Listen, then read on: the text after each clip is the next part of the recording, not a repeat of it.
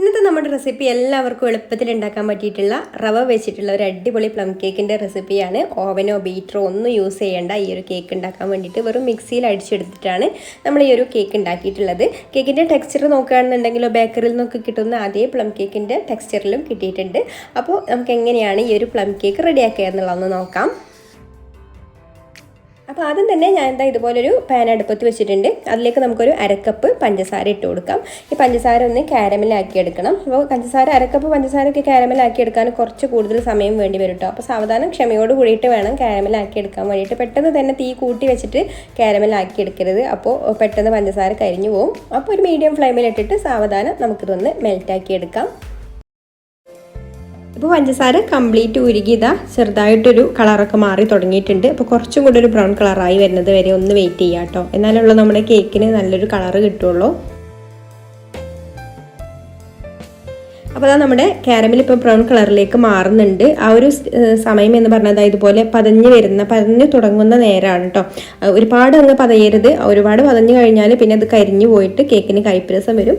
അപ്പോൾ ഇത്രയും ആയാൽ മതി കേട്ടോ. ആ ഒരു സമയത്ത് നമുക്കിതിലേക്ക് അരക്കപ്പ് നല്ല തിളച്ച വെള്ളം ഒഴിച്ചു കൊടുക്കാം. വെള്ളം ഒഴിച്ചു കൊടുക്കുമ്പോൾ ശ്രദ്ധിക്കണം, ഇതുപോലെ കുറേശ്ശായിട്ട് ഒഴിച്ചു കൊടുത്താൽ മതി, അല്ലെങ്കിൽ എല്ലാതും കൂടെ മേലേക്ക് തെറിച്ചു പോവും. അപ്പോൾ അത് ശ്രദ്ധിച്ചിട്ട് ചെയ്യാം. എന്നിട്ട് നന്നായിട്ടൊന്ന് മിക്സ് ചെയ്ത് കൊടുക്കാം. അപ്പോൾ നമ്മുടെ കാരമൽ സിറപ്പ് ഇവിടെ റെഡി ആയിട്ടുണ്ട്. ഇനി ഇതിൽ നിന്ന് ഞാൻ കുറച്ച് സിറപ്പ് ഇവിടെ മാറ്റി വെച്ചിട്ട് ബാക്കിയുള്ളതിലാണ് നമ്മുടെ ഡ്രൈ ഫ്രൂട്ട്സ് ഒക്കെ സോക്ക് ചെയ്ത് വെക്കുന്നത്. അപ്പോൾ ഞാനിതാ ഇത്രയും നമ്മൾ ഡ്രൈ ഫ്രൂട്ട്സ് സോക്ക് ചെയ്യാനുള്ള, അതൊന്ന് തിളച്ച് വരാനുള്ള സിറപ്പ് മാത്രം ഇതിൽ ബാക്കി വെച്ചാൽ മതി കേട്ടോ. എത്രയാണോ നമ്മൾ ഡ്രൈ ഫ്രൂട്ട്സ് എടുക്കുന്നത് അതിനനുസരിച്ചിട്ട്. അപ്പോൾ ഇതാ ഞാൻ ഇത്രയും ഇവിടെ സിറപ്പ് മാറ്റി വെച്ചിട്ടുണ്ട്. ഇനി ഈ ഒരു ബാക്കിയുള്ള കാരമൽ സിറപ്പിലേക്ക് നമ്മൾ എടുത്ത് വെച്ചിട്ടുള്ള ഡ്രൈ ഫ്രൂട്ട്സ് ഇട്ട് കൊടുക്കാം. അപ്പോൾ ഞാനിവിടെ 3 കളറിലുള്ള ടൂട്ടി ഫ്രൂട്ടി എടുത്തിട്ടുണ്ട്. പിന്നെ ഈത്തപ്പഴം, കറുത്ത മുന്തിരിയും ചെറിയാണ് കേട്ടോ എടുത്തിട്ടുള്ളത്. അപ്പോൾ നിങ്ങൾ കയ്യിൽ ഏതൊക്കെ നട്ട്സോ ഡ്രൈ ഫ്രൂട്ട്സോ ഒക്കെ ഉള്ളത് അതൊക്കെ ചേർത്ത് കൊടുക്കാം. എന്നിട്ട് ഈ ഒരു സിറപ്പിലേക്ക് ഇട്ട് കൊടുത്തിട്ട് ഇതൊന്ന് തിളപ്പിച്ചെടുക്കാം. അപ്പോൾ ഡ്രൈ ഫ്രൂട്ട്സ് ഇതിൽ കിടന്നിട്ട് ഒന്ന് നന്നായിട്ട് തിളച്ച് കഴിഞ്ഞാൽ നമുക്ക് ഫ്ലെയിം ഓഫ് ആക്കാം. അല്ലെങ്കിൽ ഇത് വറ്റി പോകും കേട്ടോ. ഈ ഒരു സിറപ്പ് വറ്റി കഴിഞ്ഞാൽ പിന്നെ എല്ലാം കൂടെ കട്ട പിടിച്ച് നിൽക്കും. അപ്പോൾ നമുക്ക് കുറച്ച് ലൂസായിട്ട് തന്നെ കിട്ടാൻ വേണ്ടിയിട്ട് ഈ ഒരു സമയത്ത് തന്നെ നമുക്ക് ഫ്ലെയിം ഓഫ് ആക്കാം. ഇത്രയും മതി. ഇനി ഈ ചൂടിലിരുന്ന് തന്നെ ഈ ഡ്രൈ ഫ്രൂട്ട്സൊക്കെ ഒന്ന് സോക്കായിട്ട് വന്നോളും. ഇനി ഇത് ചൂടാറാൻ വേണ്ടി നമ്മൾ മാറ്റി വെക്കാം.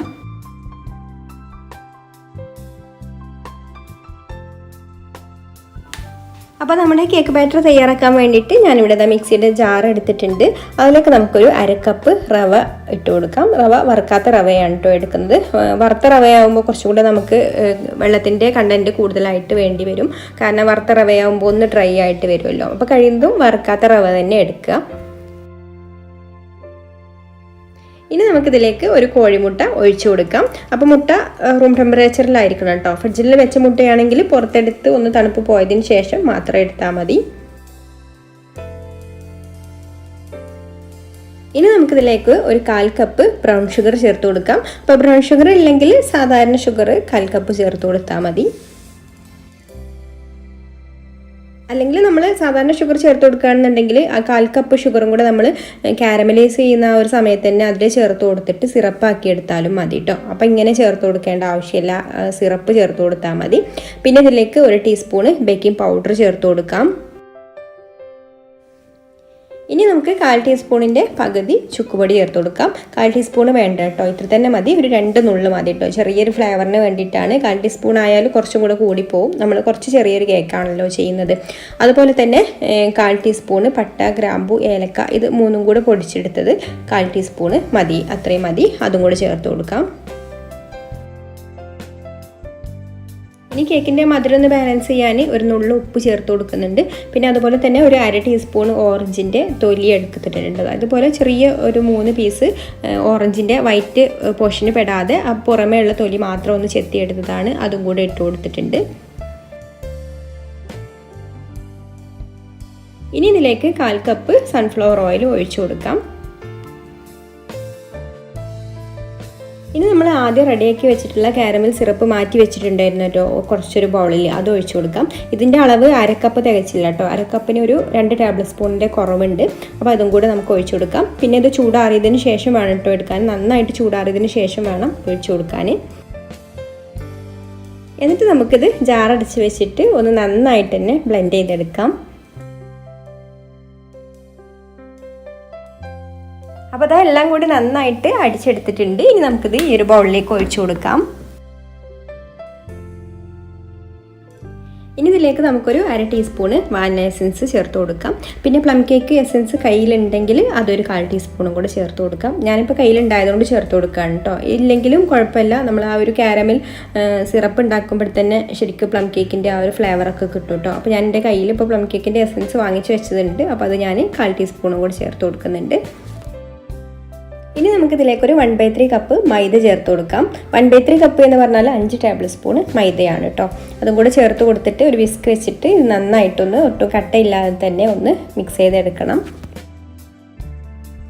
ഇതുപോലുള്ള വിസ്ക് കയ്യിലില്ലാത്തവർ തടിത്തവി വെച്ചിട്ടോ അല്ലെങ്കിൽ ഒരു സ്പൂൺ വെച്ചിട്ടോ ഒക്കെ മിക്സ് ചെയ്തെടുത്താൽ മതി കേട്ടോ. പിന്നെ റവയും മൈദയും കൂടി ആകുമ്പോൾ പെട്ടെന്ന് തന്നെ മിക്സായി കിട്ടും, അങ്ങനെ കട്ടയാവുന്നില്ല.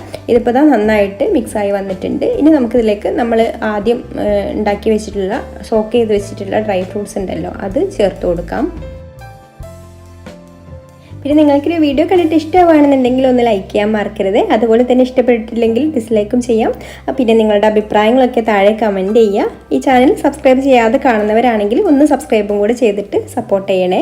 അപ്പോൾ അതാ ഞാനിപ്പോൾ മുഴുവൻ ഡ്രൈ ഫ്രൂട്ട്സും ഇതിലേക്ക് ചേർത്ത് കൊടുത്തിട്ടുണ്ട്. ഡ്രൈ ഫ്രൂട്ട്സൊക്കെ നല്ല സോക്കായി വന്നിട്ടുണ്ട് കേട്ടോ. ഈ ഒരു കാരമൽ സിറപ്പിൽ കിടന്നിട്ട് നല്ല ടേസ്റ്റിയായി വന്നിട്ടുണ്ട്. ഇനി നമുക്ക് ഇത് ഒന്ന് മിക്സ് ചെയ്തെടുക്കാം. അപ്പോൾ പ്ലം കേക്കിൻ്റെ ഏത് ബാറ്റർ ആയാലും ഇതുപോലെ വേണം കേട്ടോ. നല്ല ടൈറ്റായിട്ട് വേണം ഇരിക്കാൻ, എന്നാലുള്ളൂ നമ്മുടെ ആ ഒരു ഡ്രൈ ഫ്രൂട്ട്സ് ഒന്നും താന്നു പോകാതിരിക്കുള്ളൂ. ലൂസായിട്ടുള്ള ബാറ്റർ ആണെങ്കിൽ നമ്മുടെ ഡ്രൈ ഫ്രൂട്ട്സ് സോക്ക് ചെയ്തതൊക്കെ കേക്ക് ബേക്കായി വരുമ്പോൾ കേക്കിൻ്റെ താഴെ പോയിട്ട് നിൽക്കും. അപ്പോൾ ഇത്രയും ടൈറ്റായിട്ട് വേണം നമ്മുടെ പ്ലം കേക്കിൻ്റെ ബാറ്റർ തയ്യാറാക്കാൻ വേണ്ടിയിട്ട്. അപ്പം ഞാനിതിലേക്ക് വേറെ വെള്ളമോ ഒന്നും ചേർത്ത് കൊടുത്തിട്ടില്ല കേട്ടോ. നമ്മൾ ആ ഉണ്ടാക്കിയെടുത്തിട്ടുള്ള കാരമൽ സിറപ്പും പിന്നെ ആ മുട്ടയും ഓയിലും അത് മാത്രമേ ഉള്ളൂ. അപ്പോൾ അതാ നമ്മുടെ ബാറ്ററിൻ്റെ പണി ഇവിടെ തീർന്നു. ഇത്രയേ ഉള്ളൂ. ഇനി നമുക്കിത് കേക്ക് ടിന്നിലേക്ക് ഒഴിച്ചു കൊടുക്കാം. അപ്പോൾ ഞാനിവിടെ ഈ കേക്ക് ബേക്ക് ചെയ്യാൻ വേണ്ടിയിട്ട് ഒരു 6 ഇഞ്ചിൻ്റെ കേക്ക് ടിന്നാണ് കേട്ടോ എടുത്തിട്ടുള്ളത്. ഒരു 5 ഇഞ്ചിൻ്റെ കേക്ക് ടിന്നൊക്കെ ആണെന്നുണ്ടെങ്കിൽ കുറച്ചും കൂടെ കേക്കിന് ഹൈറ്റൊക്കെ കിട്ടും. ഇതിപ്പോൾ അത്യാവശ്യം ഹൈറ്റൊക്കെ ഉണ്ട്, നമ്മൾ വീട്ടിൽ കഴിക്കാനുള്ള ഒരു കേക്കല്ല, അപ്പോൾ അതിനുള്ള ഹൈറ്റൊക്കെ ഉണ്ട്. പിന്നെ ഹൈറ്റ് കൂടുന്തോറും കേക്ക് വേവാനെടുക്കുന്ന സമയം കൂടുതലായിട്ട് വരും കേട്ടോ. അപ്പോൾ ഞാൻ പെട്ടെന്ന് വെന്ത് കിട്ടാൻ വേണ്ടിയിട്ടാണ് ഞാൻ ഈ ഒരു 6 ഇഞ്ചിൻ്റെ ടിന്ന് എടുത്തിട്ടുള്ളത്.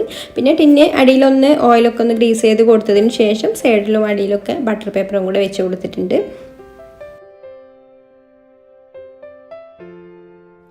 ഇനി കേക്ക് ടിന്നൊന്ന് ഇതുപോലെ ചെറുതായിട്ട് ടാപ്പ് ചെയ്ത് കൊടുത്തതിന് ശേഷം പിന്നെ മുകളിൽ വേണമെങ്കിൽ നമുക്ക് കിസ്മിസോ അല്ലെങ്കിൽ കാഷ്യൂനട്ടോ എന്തെങ്കിലുമൊക്കെ ഇട്ട് കൊടുക്കാം കേട്ടോ, വെറുതെ ഒരു ഭംഗിക്ക് വേണ്ടിയിട്ട്. അപ്പോൾ ഞാനിവിടെ കുറച്ച് അണ്ടിപ്പരിപ്പാണ് ഇട്ട് കൊടുക്കുന്നത്. ഇതുപോലെ ചെറുതായിട്ടൊന്ന് മുറിച്ചിട്ട് ഇട്ട് കൊടുക്കാം, ചെറിയ കേക്കല്ലേ. അപ്പോൾ ഞാനിവിടെ ബേക്ക് ചെയ്തെടുക്കുന്നത് ഇതുപോലൊരു അലുമിനിയത്തിൻ്റെ ഇഡ്ഡലി പാത്രത്തിലാണ് കേട്ടോ. ഇഡ്ഡലി പാത്രം കുറച്ച് കട്ടി കുറഞ്ഞ പാത്രം ആയതുകൊണ്ട് ഞാൻ ചൂട് കൂടി പോകണ്ടെന്ന് വിചാരിച്ചിട്ട് അടിയിൽ കുറച്ച് ഉപ്പിട്ട് കൊടുത്തിട്ടുണ്ട്. എന്നിട്ട് ഇതുപോലൊരു റിങ്ങും കൂടെ വെച്ച് കൊടുത്തിട്ടുണ്ട്. ഇനി നമുക്ക് ഇതിലേക്ക് കേക്ക് ടിന്നെ ഇറക്കി വെച്ചിട്ട് അടച്ചു വെച്ച് ഒരു 30 മിനിറ്റ് ബേക്ക് ചെയ്തെടുക്കാം. അപ്പോൾ അടച്ചു വെക്കാൻ പറ്റുന്ന ഏത് പാത്രത്തിലും നിങ്ങൾക്ക് ബേക്ക് ചെയ്തെടുക്കാം കേട്ടോ.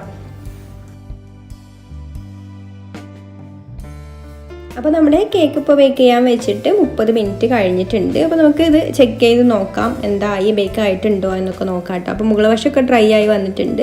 അപ്പോൾ ഒരു സ്ക്യൂർ വെച്ചിട്ട് ഒന്ന് കുത്തി നോക്കിയാൽ ക്ലിയർ ആയിട്ട് ഇതുപോലെ വന്നിട്ടുണ്ടെങ്കിൽ അകവും വെന്തിട്ടുണ്ട് എന്നാണ് അർത്ഥം. ഇനി നമുക്കിത് എടുത്തിട്ട് ചൂടാറാൻ വേണ്ടി മാറ്റി വെക്കാം. പിന്നെ ഹൈറ്റ് കൂടുതലുള്ള കേക്കാണെന്നുണ്ടെങ്കിൽ, അതായത് ഒരു 5 ഇഞ്ചിൻ്റെ ടിന്നിലൊക്കെ ഈ ഒരു ബാറ്റർ ഒഴിച്ച് വെക്കുകയാണെന്നുണ്ടെങ്കിൽ കുറച്ചും കൂടെ ടൈം എടുക്കും കേട്ടോ കേക്ക് ബേക്കായി കിട്ടാൻ. ഇതിപ്പോൾ കറക്റ്റായിട്ട് തന്നെ ബേക്കായി വന്നിട്ടുണ്ട്. ഇനി അടിയിലുള്ള ഈ ഒരു ബട്ടർ പേപ്പറൊക്കെ ഒന്ന് സൈഡിലുള്ള ബട്ടർ പേപ്പറൊക്കെ ഒന്ന് മാറ്റിയിട്ട് നമുക്ക് ചൂടാറാൻ വേണ്ടി മാറ്റി വെക്കാം.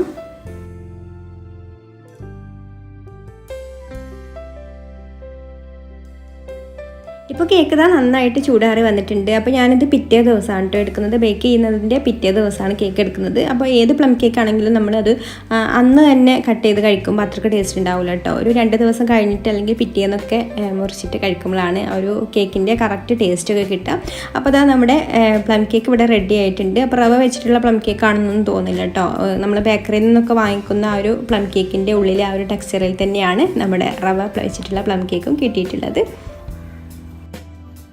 അപ്പോൾ എല്ലാവരും ഒന്ന് ട്രൈ ചെയ്ത് നോക്കിയിട്ട് ഫീഡ്ബാക്കൊക്കെ അറിയിക്കണേ. അപ്പോൾ ഇനി മറ്റൊരു നല്ല റെസിപ്പിയുമായിട്ട് അടുത്ത വീഡിയോയിൽ കാണാം. Thank you for watching.